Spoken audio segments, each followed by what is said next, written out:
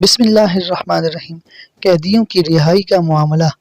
ابو سفیان بن حارث رضی اللہ عنہ نے جواب میں میدان جنگ کی جو کیفیت سنائی وہ یہ تھی: خدا کی قسم، بس یوں سمجھ لو کہ جیسے ہی ہمارا دشمن سے ٹکراؤ ہوا، ہم نے گویا اپنی گردنیں ان کے سامنے پیش کر دیں اور انہوں نے جیسے چاہا ہمیں قتل کرنا شروع کر دیا، جیسے چاہا گرفتار کیا۔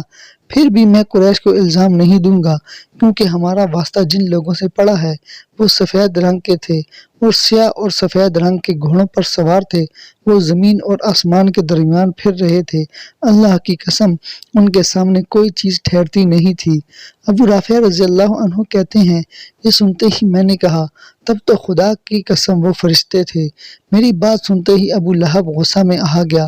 اس نے پوری طاقت سے تھپڑ میرے منہ پر دے مارا، پھر مجھے اٹھا کر پٹخ دیا اور میرے سینے پر چڑھ کر مجھے بے تحاشا مارنے لگا۔ وہاں میری مالکن یعنی ام فضل بھی موجود تھی۔ انہوں نے ایک لکڑی کا پایا اٹھا کر اتنے زور سے ابو لہب کو مارا کہ اس کا سر پھٹ گیا۔ ساتھ ہی ام فضل نے سخت لہجے میں کہا، تو اسے اس لیے کمزور سمجھ کر مار رہا ہے کہ اس کا آقا یہاں موجود نہیں۔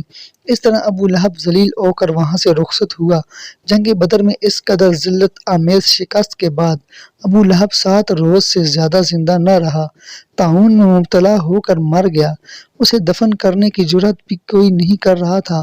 آخر اسی حالت میں اس کی لاش سڑنے لگی، شدید بدبو پھیل گئی۔ تب اس کے بیٹوں نے ایک گڑھا کھودا اور لکڑی کے ذریعے اس کی لاش کو گڑھے میں دھکیل دیا، پھر دور ہی سے سنگ باری کر کے اس گڑھے کو پتھر سے پاٹ دیا۔ اس شکست پر مکہ کی عورتوں نے کئی ماہ تک اپنے قتل ہونے والوں کا سوگ منایا۔ اس جنگ میں اسود بن زمعہ نامی کافر کی 3 اولادیں ہلاک ہوئیں۔ یہ وہ شخص تھا کہ مکہ میں جب حضور نبی کریم صلی اللہ علیہ وسلم کو دیکھتا تو آپ صلی اللہ علیہ وسلم کا مذاق اڑایا کرتا تھا اور کہتا تھا، لوگوں دیکھو تو تمہارے سامنے روئے زمین کے بادشاہ پھر رہے ہیں جو کیسر و کسریٰ کے ملکوں کو فتح کریں گے۔ اس کی تکلیف دہ باتوں پر آپ صلی اللہ علیہ وسلم نے اسے اندھا ہونے کی بد دعا دی تھی۔ اس بد دعا سے وہ اندھا ہو گیا تھا۔ بعض روایات میں آتا ہے کہ آپ صلی اللہ علیہ وسلم نے اس کے اندھا ہونے اور اس کی اولاد کے ختم ہو جانے کی بد دعا فرمائی تھی۔ اللہ تعالیٰ نے آپ صلی اللہ علیہ وسلم کی دعا قبول فرمائی، چنانچہ پہلے وہ اندھا ہوا، پھر اس کی اولاد جنگ بدر میں ماری گئی۔ جنگ کے بعد آپ صلی اللہ علیہ وسلم نے قیدیوں کے بارے میں مشورہ فرمایا۔ حضرت ابوبکر صدیق رضی اللہ عنہ کا مشورہ یہ تھا کہ ان کو فدیہ لے کر رہا کر دیا جائے۔ حضرت عمر رضی اللہ عنہ کی رائے یہ تھی کہ انہیں قتل کر دیا جائے۔ آپ صلی اللہ علیہ وسلم نے بعض مصلحتوں کے تحت حضرت ابوبکر رضی اللہ عنہ کا مشورہ پسند فرمایا اور ان لوگوں کی جان بخشی کر دی، ان سے فدیہ لے کر انہیں رہا کر دیا۔ تاہم اس سلسلے میں اللہ تعالیٰ نے حضرت عمر رضی اللہ عنہ کی رائے کو پسند کرتے ہوئے سورہ انفال کی آیت نمبر 67 تا 70 نازل فرمائی۔ ان آیات میں اللہ تعالیٰ نے واضح کیا کہ ان قیدیوں کو قتل کیا جانا چاہیے تھا۔ بدر کے قیدیوں میں حضور نبی کریم صلی اللہ علیہ وسلم کی بیٹی حضرت زینب رضی اللہ عنہا کے خاوند ابو العاص رضی اللہ عنہ بھی تھے، جو اس وقت تک مسلمان نہیں ہوئے تھے۔ اس وقت حضرت زینب رضی اللہ عنہا مکہ میں تھی۔ جب زینب رضی اللہ عنہا کو معلوم ہوا کہ فدیہ لے کر رہا کرنے کا فیصلہ ہوا ہے تو انہوں نے شوہر کے فدیہ میں اپنا ہار بھیج دیا۔ یہ ہار حضرت زینب رضی اللہ عنہا کو ان کی والدہ حضرت خدیجہ رضی اللہ عنہا نے ان کی شادی کے موقع پر دیا تھا۔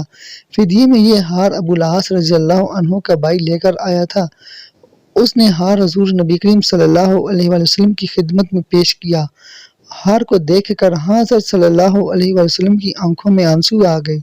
حضرت خدیجہ رضی اللہ عنہا یاد آ گئیں۔ حضور صلی اللہ علیہ وسلم نے صحابہ کرام رضی اللہ عنہم سے فرمایا، تم مناسب سمجھو تو زینب کے شوہر کو رہا کر دو اور اس کا یہ ہار بھی واپس کر دو۔ صحابہ رضی اللہ عنہ نے فوراً کہا، ضرور یا رسول اللہ۔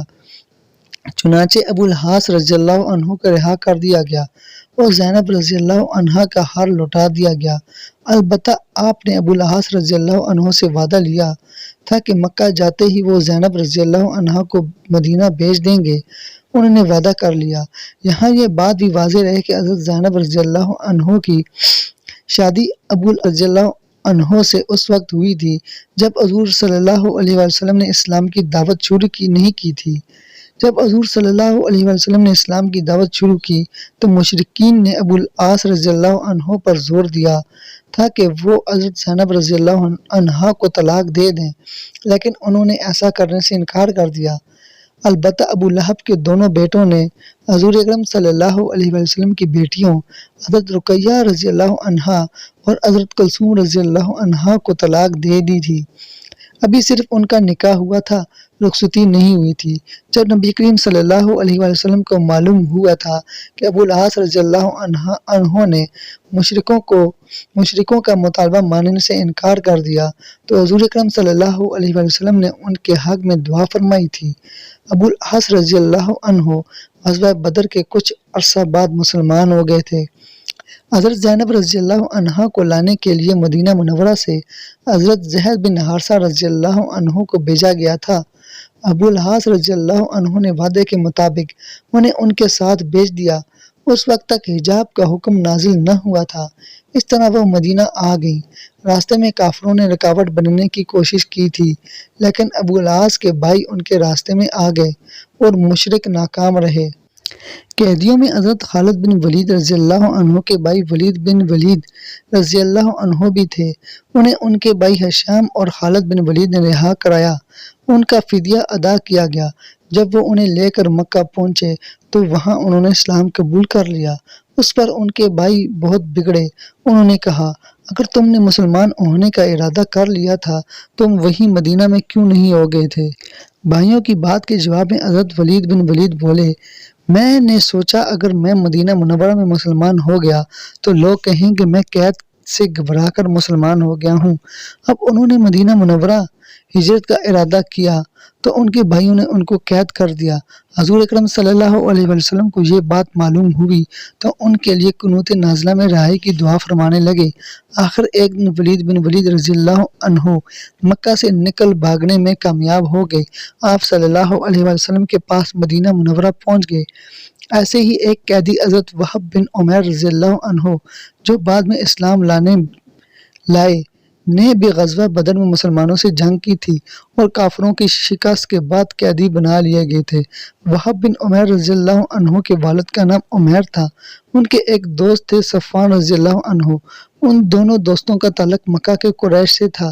دونوں اس وقت تک اسلام نہیں لائے تھے اور مسلمانوں کے بدترین دشمن تھے۔ ایک روز یہ دونوں حجر اسود کے پاس بیٹھے تھے۔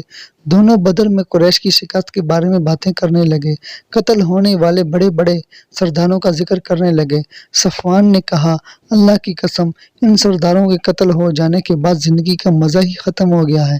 یہ سن کر عمیر نے کہا، تم سچ کہتے ہو، خدا کی قسم اگر مجھ پر ایک شخص کا قرض نہ ہوتا اور مجھے اپنے پیچھے بیوی بچوں کا خیال نہ ہوتا تو میں محمد صلی اللہ علیہ وسلم کے پاس پہنچ کر انہیں قتل کر دیتا۔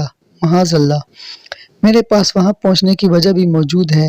میرا اپنا بیٹا وہاب ان کی قید میں ہے، وہ بدر کی لڑائی میں شریک تھا۔ دوستو یہاں پر ہماری ویڈیو مکمل ہو جاتی ہے۔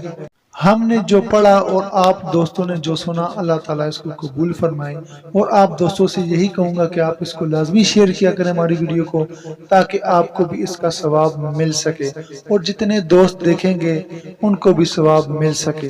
اور جتنے بھی دوست ہمارے ساتھ منسلک ہو رہے ہیں، اگر وہ یوٹیوب پر ہمارے اس ویڈیو کو دیکھ رہے ہیں تو ہمارے چینل کو سبسکرائب کریں، ساتھ ہی بیل آئیکن کو دبائیں اور آل نوٹیفیکیشن پر کلک کریں۔ اگر فیس بک پیج پر دیکھ رہے ہیں تو اس فیس بک پیج کو فالو کریں اور وہاں سے اپنے دوستوں کے ساتھ شیئر کیا کریں، تاکہ آپ کو اس کا مکمل پورا ثواب مل سکے۔